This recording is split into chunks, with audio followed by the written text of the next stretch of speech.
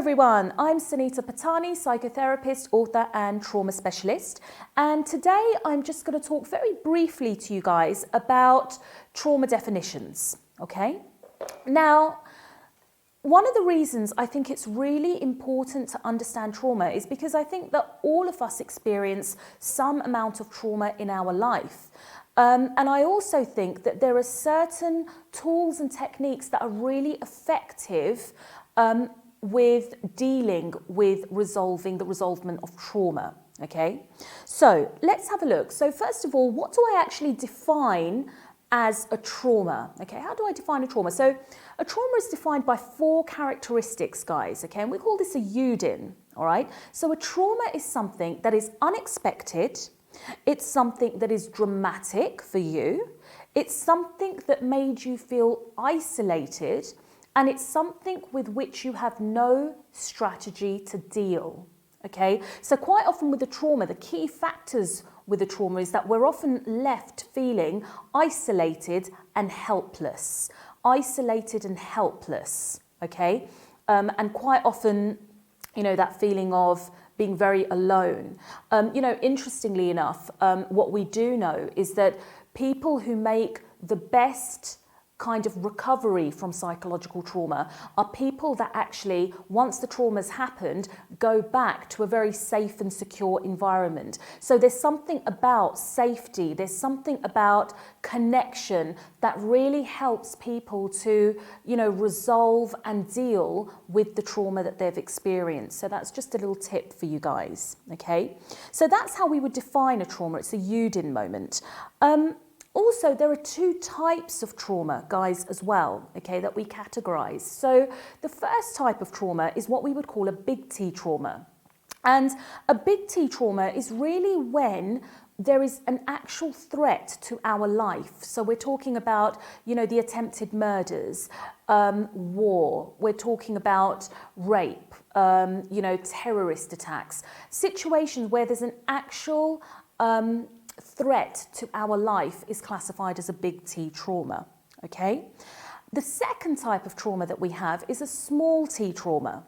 And a small T trauma is really the little things that happen on a day-to-day basis, the little belief systems that you form as you're growing up. And small T traumas, they start from, womb, from being in the womb, so very, very, very, very young. And they're, like I said, little one-liners. So for example, if you've got, let's say Johnny's got a skin condition and it's something he's really, really, conscious about. And he goes to a party and he's really mustered up all his courage to go to this party because he's got lots of spots on his face. He's afraid of what people are going to say. Anyway, he musters up all this courage and he goes to this party and his uncle says to him, "All right, Pizza Face, how are you doing today?" Right, so for Johnny in that moment, that for him was like a mini trauma. It's like a little freeze response that he went into. Okay, and that's then going to affect how he feels about himself. When we're working with big T and small T traumas, quite often, guys, what you'll find is that if you've got a person that's had like a one-off big T trauma, that can be slightly easier to work with when you're using the energy psychology techniques because it's one particular memory that you're dealing with. It's when we're dealing with our deeper belief systems and the small T trauma stuff that can sometimes take a bit of a while because it's a little bit more complex to move through. I've worked with somebody in the recent years who suffered quite terribly with insomnia. Now, insomnia is a funny one because sometimes people will have the one thing that happens to them in the past and the subconscious keeps that memory, and as a result of that, they're unable to sleep.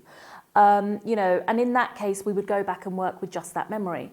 But then, you have clients like the one that I had, which was, this particular client had many kind of perceived threats to her life as she was a child. And so what had happened was her subconscious mind, her brain, was constantly in a fight or flight fight, flight, freeze type, action. And so when she was sleeping at night, the mind was not convinced that she was utterly safe. Even though she was, the mind wasn't completely convinced that she was safe, and therefore she ended up with insomnia. So really understanding, guys, what impact the traumas that we experience have on us is absolute key to moving forward and to finding resolve. And of course, knowing which tools and techniques to use as well.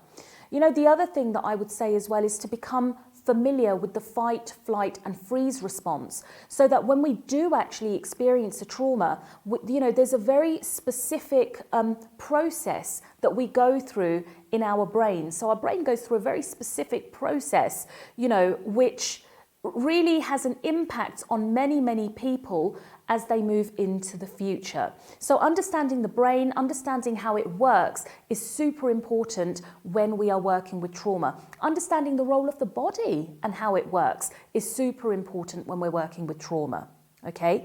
Just to give you a little insight about, how trauma actually affects us. There's an experiment done with 3 groups of chicks, okay, so little chicks. And what happened with these chicks were that they were picked up, and I don't know if you know, but if you pick up little baby chicks, they will go into freeze response, okay, so automatically their senses kind of, detect that danger, and they go into what we call a freeze response. Now, there were 3 groups of these chicks that were put into freeze response. The first group of chicks were allowed to, to defrost, as we would say, for the freeze response to immobilize naturally. So the first group of chicks, they were left alone until naturally they came out of the freeze response, okay? The second group of chicks, they were forced to come out of the freeze response. So what the researchers did was they poked them with pencils to bring them out of their freeze response. And the third group of chicks were not brought out of the freeze response at all. Then what happened was each group of these chicks were put into water to test their survival rate. Interestingly enough, the first group, where the freeze response was very natural, they were allowed to overcome their freeze response in a very natural way, had the highest survival rate, okay? The second group, who were forced to come out of, the trauma, the freeze response, they were the ones that had the least survival rate, the least. So they were the ones that died the most, okay, when it came to kind of surviving or drowning. And the third group of chicks, the ones that weren't immobilized, they were still, in freeze response, even they survived better than the second group. So they were the second group that survived the most. So, what we know about trauma is that if we force trauma, if we try to force our trauma resolve, that can end up weakening us at times. So it's very, very important, guys, that, if you do have traumatic memories, traumatic instances that have happened, it's really important for you to understand, the role that the brain plays, and the fact that you can actually, there are tools and techniques out there, such as EFT, such as Matrix, such as other energy psychology techniques that can help you to really defrost that freeze response. Okay, so I hope that's giving you a little bit of insight into trauma, and I'm sure I will catch you soon. Thank you.